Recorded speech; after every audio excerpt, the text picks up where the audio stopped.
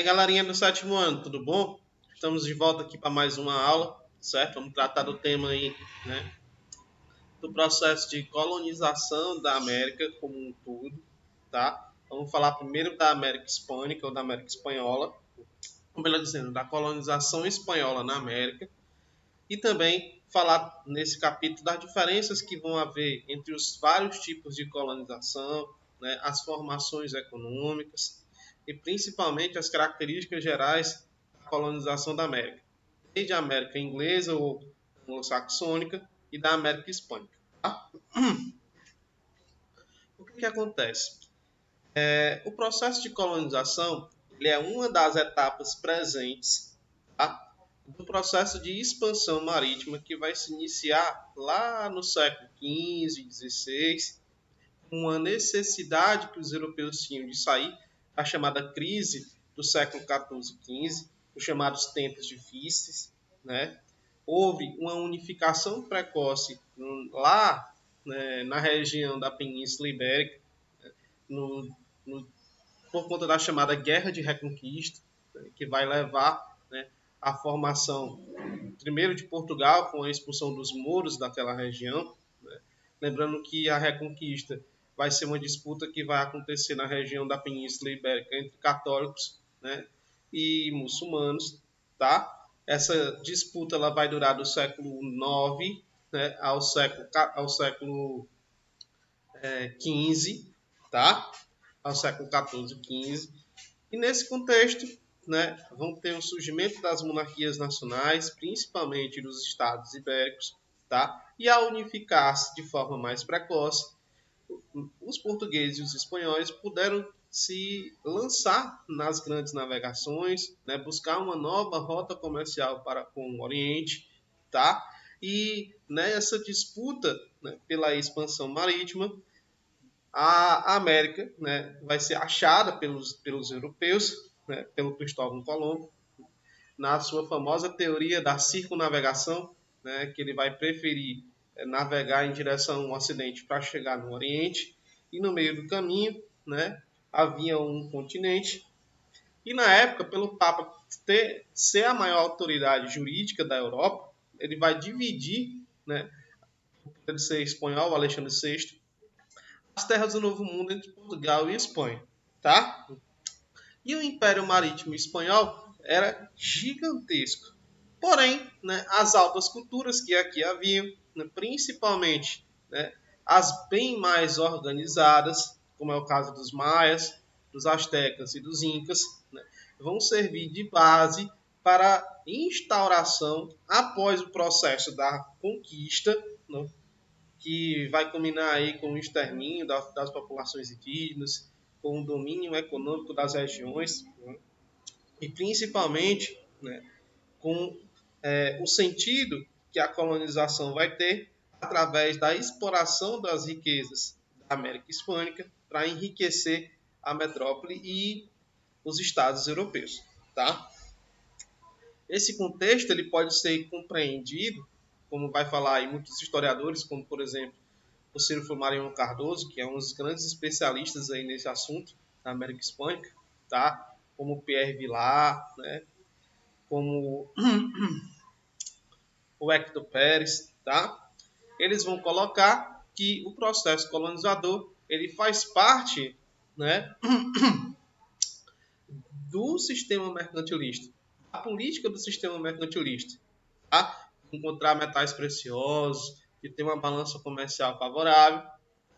Porém, o Estado espanhol vai trazer parte das suas estruturas políticas a administrar, né, as suas colônias na América. Como Colombo acreditou ter chegado nas Índias, certo? Ele vai chamar os habitantes dessa região que aqui nós vivemos, né, como todo de índio. Ele vai aportar em São Domingos, no Haiti, certo? E vai chamar, né, os nativos americanos de índios, tá? E em cima, né, desse processo de contato dos europeus com as altas culturas que aqui haviam, principalmente as que ainda eram remanescentes, né, os incas no Peru e os astecas, né, no Golfo do México, tá? na região ali onde hoje é a cidade do México, certo? Claro que havia ainda algumas zonas maias com importância cultural, apesar da civilização maia já ter praticamente, quando os europeus chegaram, entrado em declínio, tá? Mas o Hernán Cortés vai para a parte norte, né, aí do continente, para a região onde hoje é o México, tá? Vai lutar na tentativa de conquistar os astecas, né? E o Pizarro, né, ele vai para a região do Peru, né? Ao navegar aí na costa do Pacífico, ele vai encontrar, né, os altos planaltos, né, incas peruanos, certo? E também vai iniciar a conquista de uma outra forma. Só que não foi por conta apenas da superioridade desses povos, do ponto de vista tecnológico ou das relações econômicas, que os povos indígenas americanos eles foram dominados, tá? Existe muitas explicações para isso. A primeira dessas explicações faz parte da própria religiosidade dos povos americanos, né? Principalmente dos astecas. Os astecas acreditavam no retorno de Quetzalcoatl, da serpente de plumas, certo? E, segundo eles, né, do retorno de Quetzalcoatl e de Huitzilopochtli, né, que segundo eles era uma serpente de plumas, né, ser que possuía barba e cavalo, apesar do cavalo não ser um animal típico da América, ele vai ser trazido, né, pelos europeus, tá? E ao se deparar com a chegada daqueles povos que tinham barba, né, que montavam em cima do cavalo, né, os astecas vão confundir a chegada dessas pessoas com os seus rituais, com a sua religiosidade, com um dos seus mitos, com o retorno dos deuses.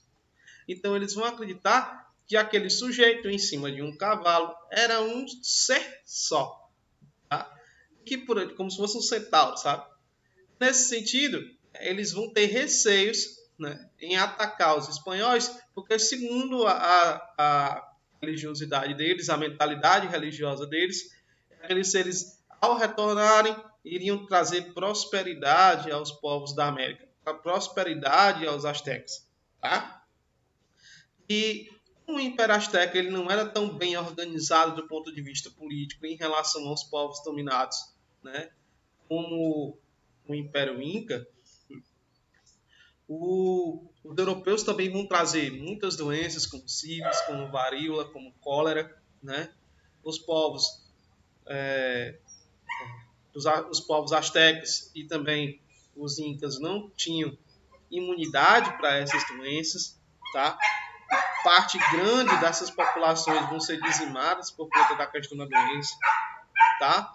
Vão ser dizimadas por conta da mentalidade religiosa, que tinha dificuldade de ver o estrangeiro como um inimigo, tá? E também porque os espanhóis vão utilizar tanto, né, no Vale do México, como também, né, nos Andes peruanos, os inimigos desses povos contra eles, né? Aquela famosa tática do inimigo do meu inimigo é meu amigo. Então eles vão entrar em contato com povos, né, que eram dominados pelos astecas, povos que eram dominados pelos incas, certo? Vão aprender com eles parte da sua cultura, da sua organização social, né? E a partir dessa união com esses povos que vão ensinar, né, para os europeus a forma como esses povos se comportavam, né? Eles vão conseguir elaborar uma estratégia para dominar, né, uma civilização, por exemplo, como os astecas, de mais de 1 milhão de pessoas. Tá? Para vocês terem uma ideia, a cidade de Tenochtitlan era tão grande que quando os europeus avistaram a cidade de Tenochtitlan, quando o Cortés vai avistar a cidade de Tenochtitlan, ele vai ficar maravilhado por aquilo que existia lá, né? Principalmente depois que os espanhóis vão descobrir o ouro e a prata, que eram trabalhados, né, por esses povos, não necessariamente por conta da guerra, né? Não necessariamente para a utilização de armamentos, mas para ornamentação, né? Por questão da vestimenta, por questão da organização dos templos. Tá? E a conquista ela foi feita nesses marcos. Ela foi feita, né, não apenas pela questão tecnológica, mas principalmente juntando esses três aspectos. Tá? A utilização de povos dominados como aliados, né, para compreender o inimigo.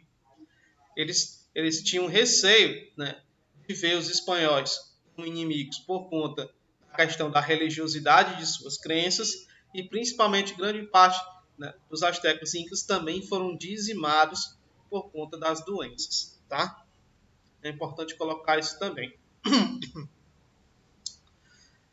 Outra coisa interessante é que a conquista ela foi feita, né, com a dominação e lá nos altos planaltos, né, peruanos, os espanhóis vão entrar em contato com uma das relações de trabalho que os incas impunham de tributos aos outros povos conquistados e vão utilizar contra eles, que é a mita, que inclusive vai cair na avaliação de vocês. A mita era o trabalho forçado, né, que os outros povos tinham que fazer em forma de tributo, certo? Para os incas em forma de trabalho, seja nas minas ou seja na agricultura. Tá? Os espanhóis vão pegar essa prática e vão transformá-la em uma relação de trabalho aonde os povos indígenas vão sair das suas aldeias, vão trabalhar nas minas de ouro e prata, né, de Potosí, né, e vão trabalhar em forma compulsória, como se fosse escrava, né, de forma muito dura, de forma muito repressora. Tá?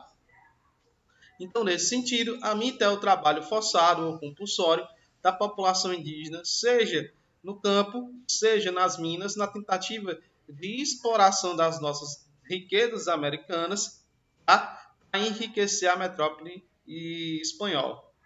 Porém, né, os espanhóis vão trazer para cá, né, um outro tipo de colonização, certo? Nesse tipo de colonização, que é a colonização de exploração, o objetivo deles não era desenvolver o nosso continente. Tá?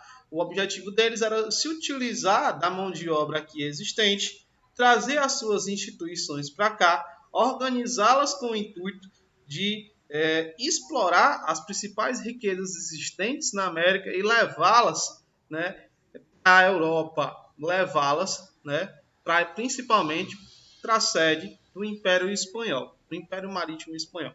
Tá? E algumas instituições vão ser criadas para isso, né?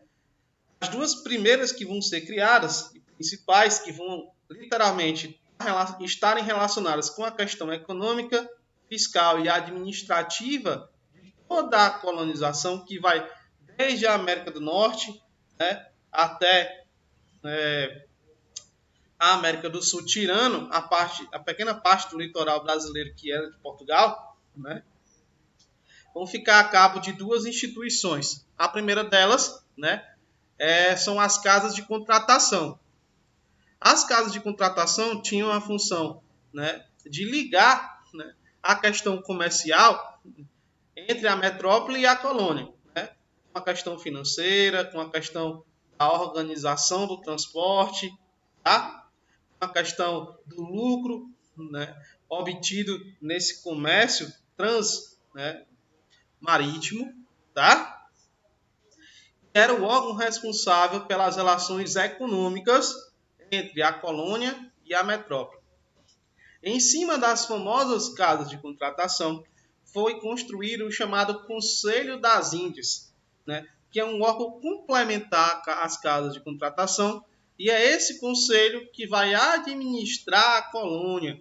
Tá? Ela era que indicava os cargos principais, tá, existentes aqui, como participante dos cabildos, que eram uma espécie de prefeituras, né, que era a organização política dos vice-reinados, era como era dividida a organização política e administrativa das colônias da América Hispânica, Tá?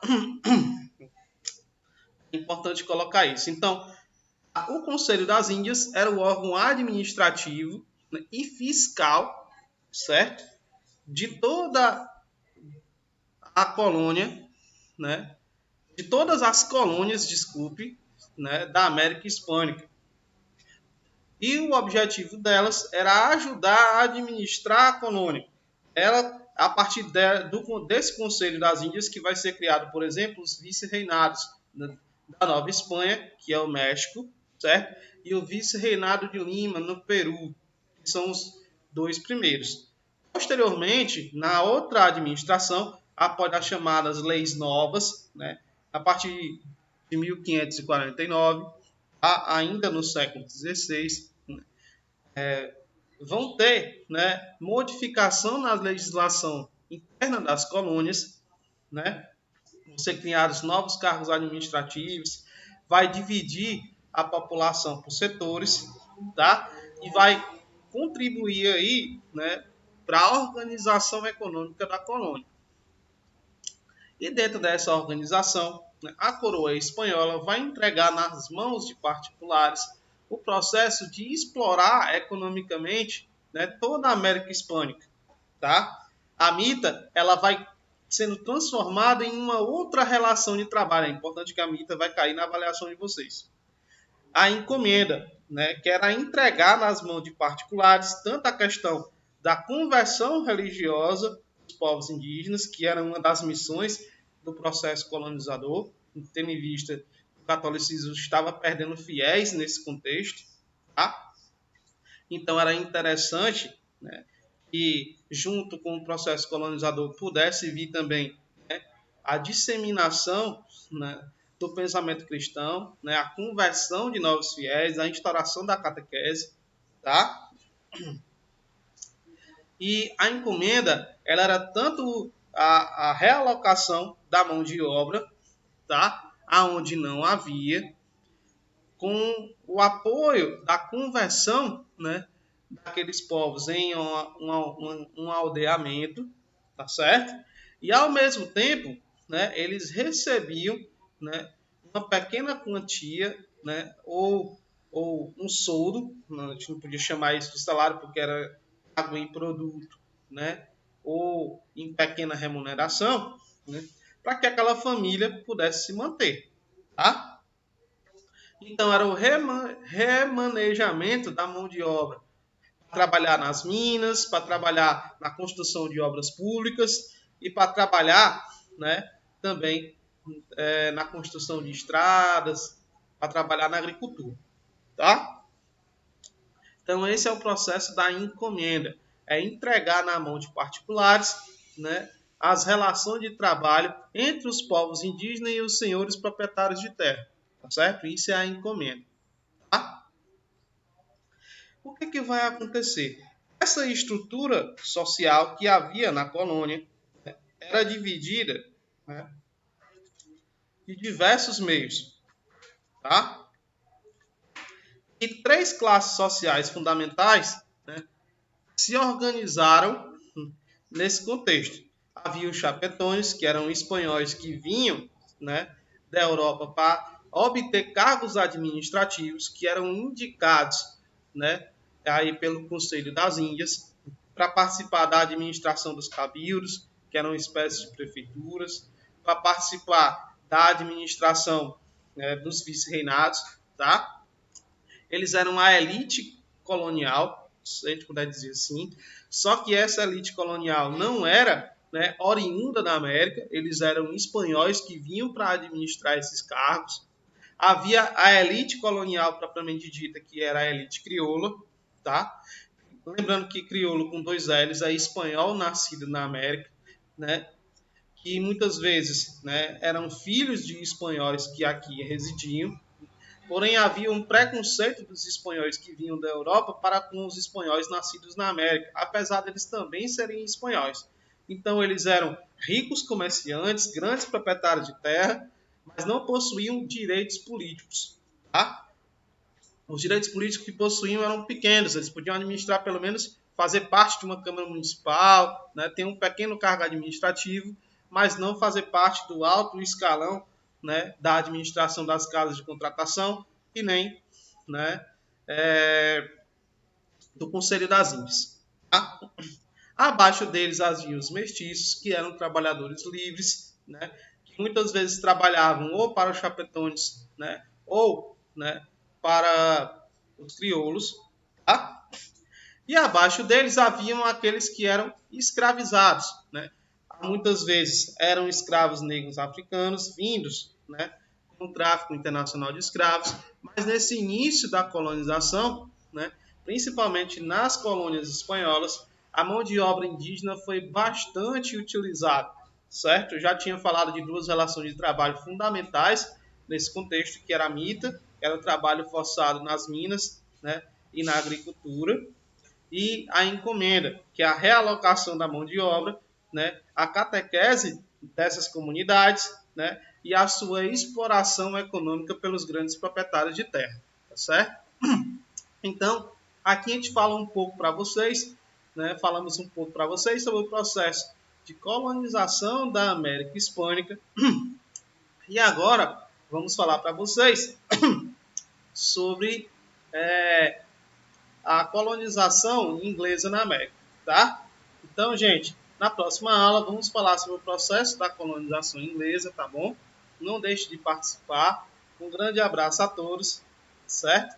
Vejam a agenda do porque lá vai estar as diretrizes para vocês ajudarem a estudar, tá? Com um ACzinho que nós vamos passar para vocês para complementar as nossas videoaulas. Um abraço a todos e até a próxima.